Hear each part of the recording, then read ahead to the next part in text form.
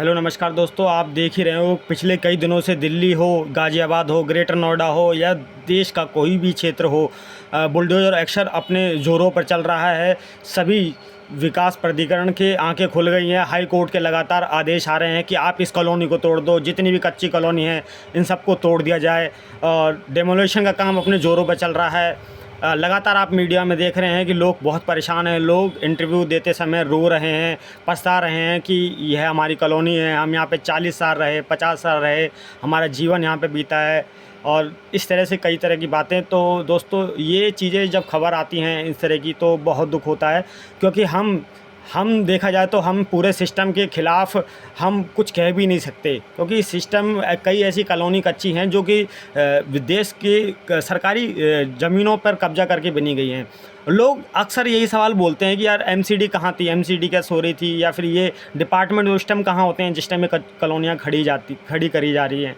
तो मैं यही कहना चाहूँगा ऐसे लोगों से कि आप लोगों को प्लीज़ ये भी तो समझना चाहिए ना कि ये जितने भी ये होते हैं भ्रष्ट व्यक्ति, हर वह व्यक्ति जो हमारे देश के लिए, हमारे राज्य शासन के लिए एक खतरा खोखला व्यक्ति होता है, वो इस तरह को काम को कर लेगा, हर तरह से करा लेता है। हर सिस्टम के अंदर कुछ खोखले बंदे पाए जाते हैं, तो ये काम हो जाता है। हमें आपको जागरूक रहने की ज़रूरत है। हमें कानूनी रूप से चलना पड़ता है कि हमें देखना पड़ता है कि लॉ किस तरह से काम कर रहा है। कोई भी ज़मीन से ख़रीदने से संबंधित में कई तरह के नियम कायदे कानून होते हैं।